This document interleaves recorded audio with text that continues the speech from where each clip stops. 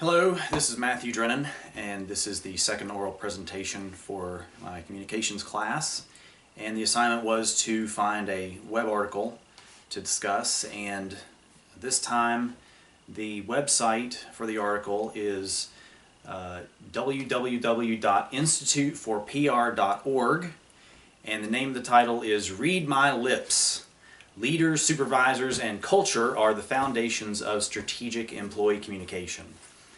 Kind of a long title. I know the assignment said to possibly find various different websites to report on, but in this case this is actually a pretty long article. It has a lot of research and a lot of information, so it's going to be just about this website and this article.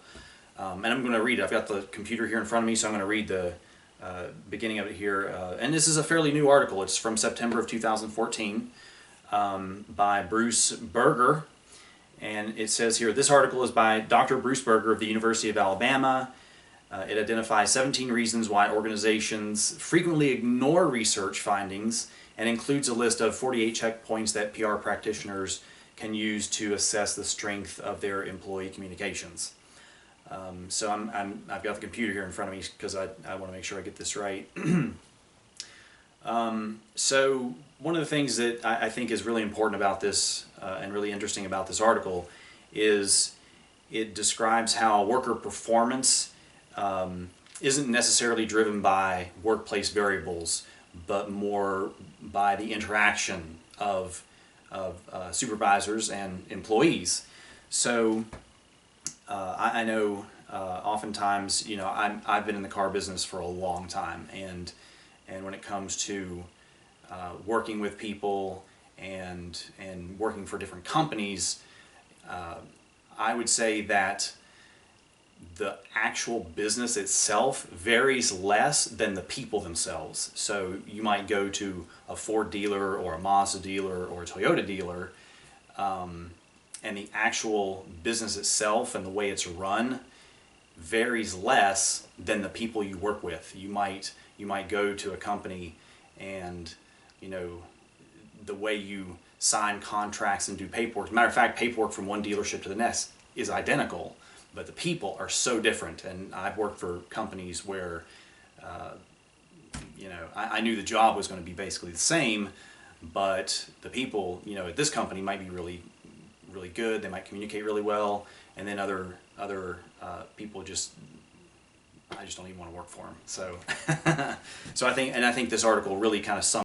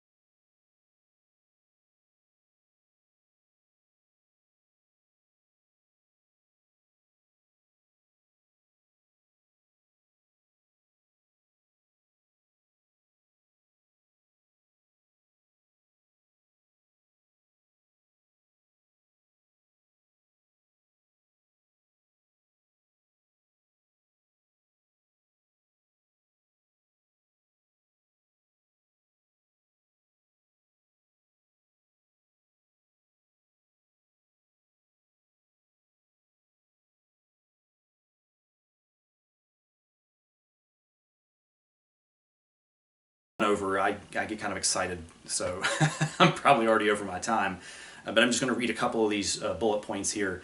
So some of the 17 reasons. So top leaders, I'll just read this. Top leaders and supervisors are often promoted based on their functional expertise and not real leadership skills and qualities. So again, going back to the car business, a lot of car dealers and a lot of companies want to promote from within.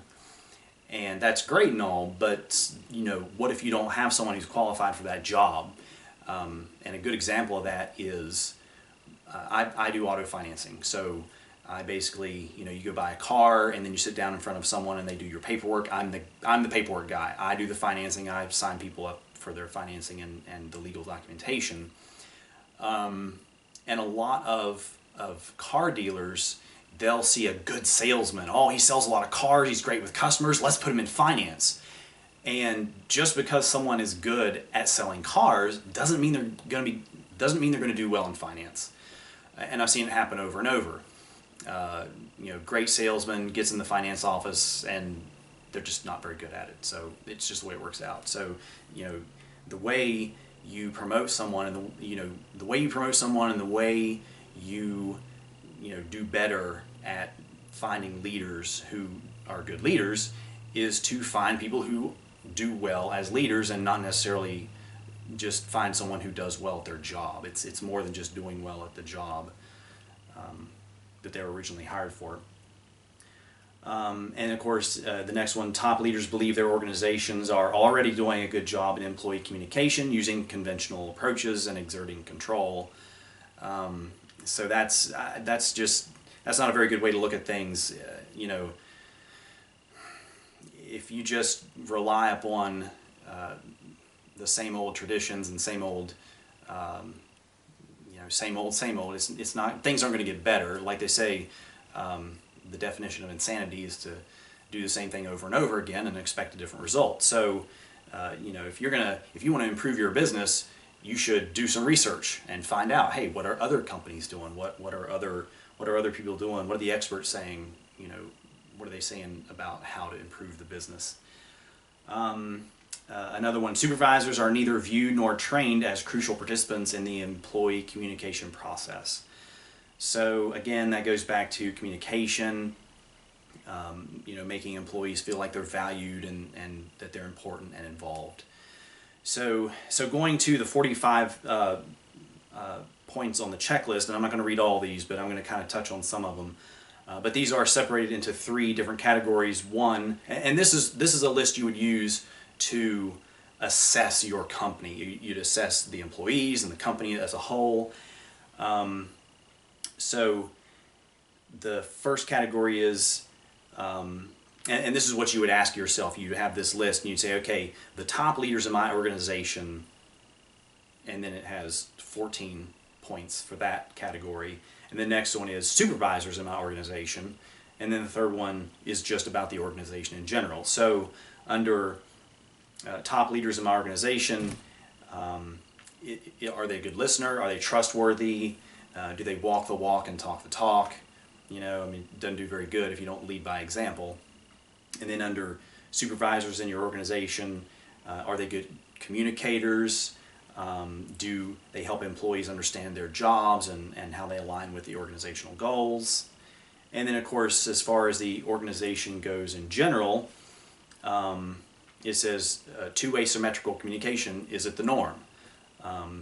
Is gender equality real? See, now that's one, and this was written 2 years ago, so that's one that actually is, of course, valid today with all this, gender equality, equal pay for men and women. Is diversity practiced? That's one here. Our employees treated fairly?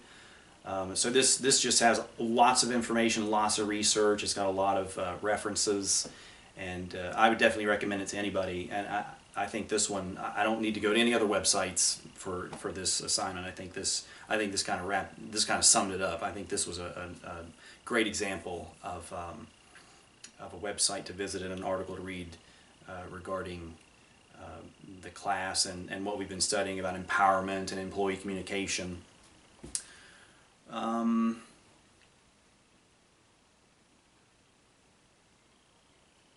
And let's see. Well, I think that's it. I hope you enjoyed my presentation.